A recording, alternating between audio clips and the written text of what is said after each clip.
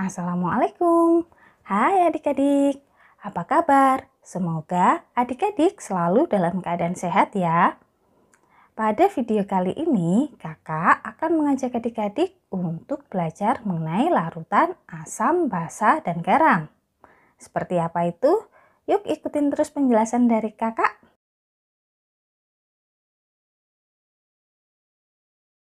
Pernahkah adik-adik memakan buah jeruk?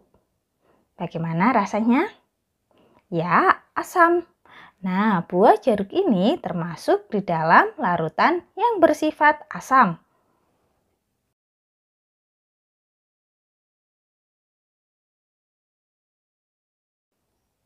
Lalu, ketika mandi, pernahkah adik-adik secara tidak sengaja mengenai mulut adik-adik dengan sabun? Nah, bagaimana rasanya? Pahit bukan? Itu adalah salah satu ciri atau salah satu sifat dari larutan basah.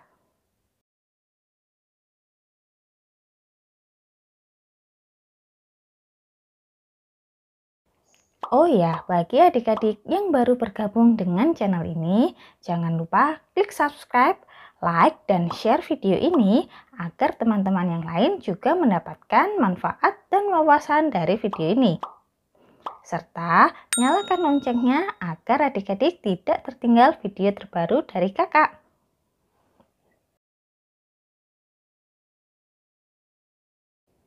Pada video sebelumnya, adik-adik telah belajar mengenai unsur senyawa dan campuran.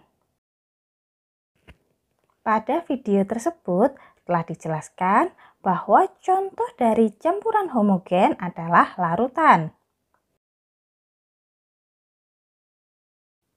Nah, berdasarkan sifatnya, larutan tersebut dibagi menjadi 3. Yang pertama ada larutan yang bersifat asam. Yang kedua, larutan bersifat basa. Dan yang terakhir adalah larutan bersifat garam. Seperti apa itu? Yuk ikutin terus penjelasan dari kakak.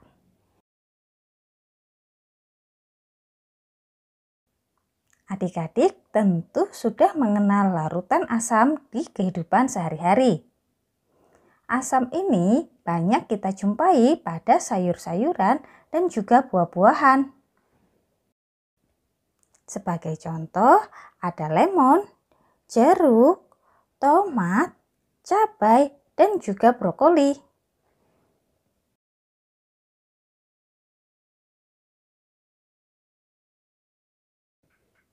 Cuka merupakan salah satu bahan dapur yang mengandung asam asetat.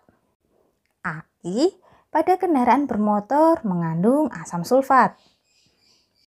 Sedangkan di lambung kita terdapat asam klorida yang membantu untuk proses pencernaan.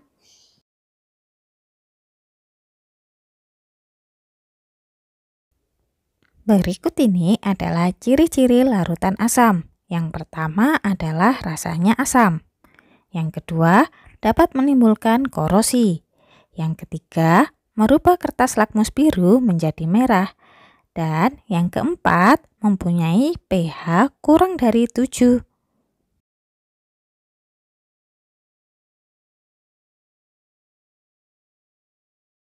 Selain banyak dimanfaatkan dalam kehidupan sehari-hari, larutan asam dapat menimbulkan dampak negatif bagi lingkungan. Contohnya terjadinya hujan asam. Di beberapa wilayah tertentu, hujan asam ini dapat menyebabkan terjadinya kerusakan pada patung-patung yang ada di kota ataupun pada bangunan-bangunan yang ada di sekitar lingkungan kita.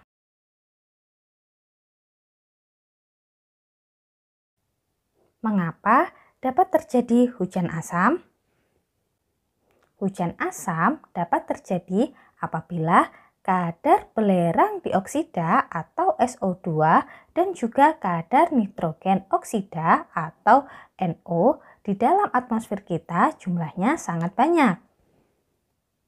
Apabila gas-gas ini bereaksi dengan air di atmosfer kita, maka akan membentuk asam nitrat dan juga asam sulfat yang dapat menyebabkan kadar asam di dalam atmosfer kita menjadi tinggi. Oleh sebab itu, ketika hujan, maka air hujan tersebut akan bersifat lebih asam dan inilah yang disebut dengan hujan asam. Gas belerang dioksida dan juga nitrogen oksida dihasilkan oleh hasil pembakaran asap-asap pabrik atau asap-asap industri dan juga asap dari kendaraan bermotor. Selain merusak gedung-gedung dan juga patung-patung, hujan asam ini dapat menyebabkan kerusakan pada tumbuhan dan juga pada makhluk hidup yang ada di sungai.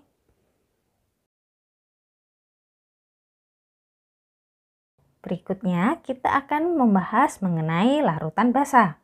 Larutan basah banyak dijumpai dalam kehidupan sehari-hari. Contoh benda yang mengandung basah misalnya adalah sabun cuci piring, sabun cuci tangan, pasta gigi, shampoo, obat mah, dan juga pupuk.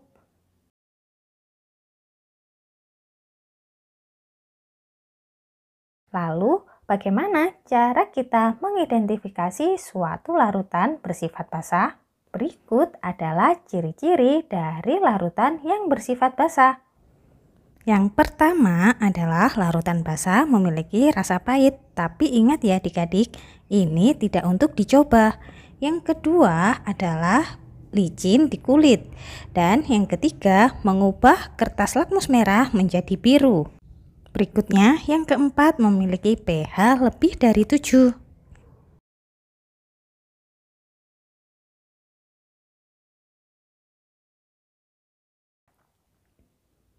Apabila larutan asam direaksikan dengan larutan basah, maka akan menimbulkan reaksi netralisasi. Reaksi netralisasi ini akan menghasilkan garam dan juga air. Contoh penerapan reaksi netralisasi ini dapat terjadi pada obat mah. Pada saat kita sakit mah, maka asam yang ada di lambung akan tinggi.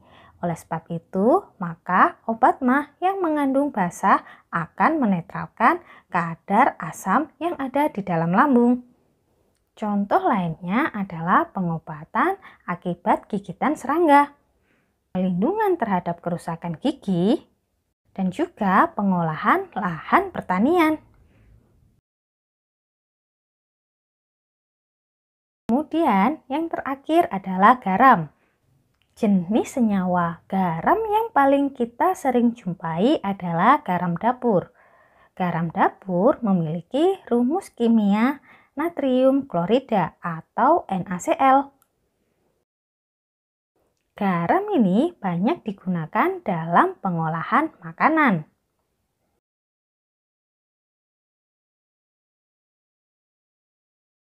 Bagaimana senyawa garam dapat terbentuk? Senyawa garam dapat terbentuk karena akibat dari reaksi netralisasi. Salah satu reaksi yang dapat menghasilkan garam adalah reaksi antara asam dan juga basa yang kita sebut dengan reaksi netralisasi. Pada reaksi netralisasi ini akan menghasilkan garam dan juga air.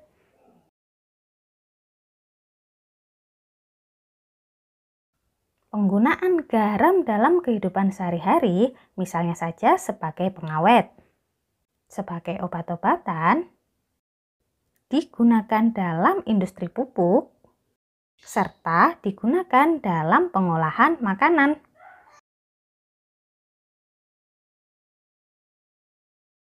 Berikut adalah contoh dari reaksi asam dan basa yang dapat menghasilkan garam.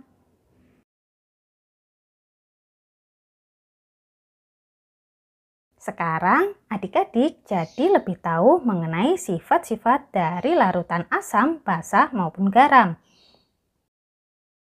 Salah satu cara yang dapat kita gunakan untuk mengidentifikasi suatu larutan bersifat asam atau basa adalah dengan menggunakan indikator.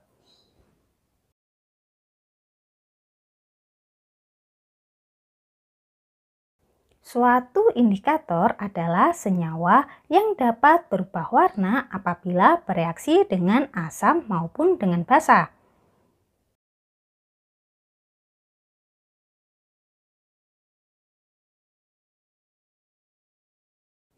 Indikator asam basa ini dapat dikelompokkan menjadi dua, yaitu indikator alami dan juga indikator buatan.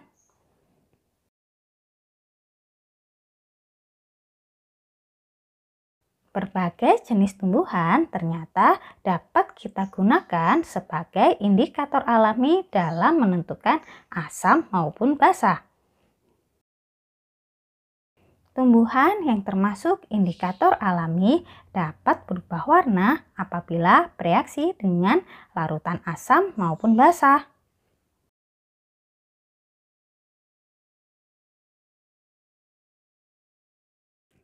Tumbuhan yang termasuk indikator alami adalah kunyit, bunga sepatu, kubis ungu, lalu ada juga bunga mawar.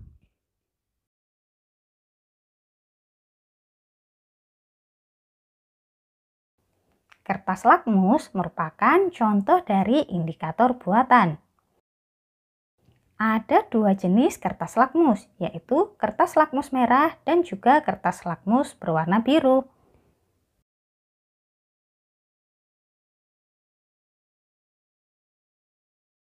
Kertas lakmus biru akan tetap biru jika pada larutan basa, dan kertas lakmus biru akan jadi merah jika pada larutan yang asam. Agar lebih mudah mengingat, coba perhatikan kata biru. Kata biru berawalan huruf B. B di sini adalah untuk basa, sedangkan merah adalah berawalan huruf M. M di sini adalah untuk asam karena asam di belakangnya ada huruf M.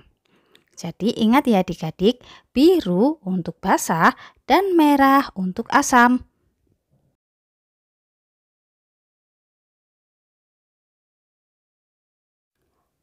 Berikutnya adalah kertas lakmus merah.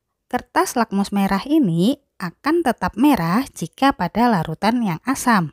Dan kertas lakmus merah akan menjadi biru jika pada larutan yang basa. Masih ingat kan adik-adik? Jika merah berarti asam. Merah berawalan huruf M dan asam ada huruf M. Jadi merah adalah asam. Sedangkan biru berawalan huruf B adalah untuk basa.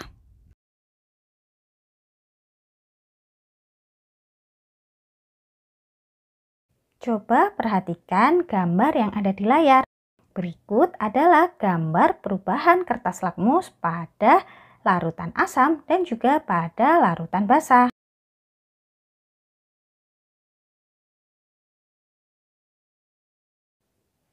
Nah, demikian tadi penjelasan kakak mengenai asam, basa, dan garam. Semoga video ini bermanfaat bagi adik-adik semua. Saya, Kak Intan undur diri dan sampai jumpa di video berikutnya.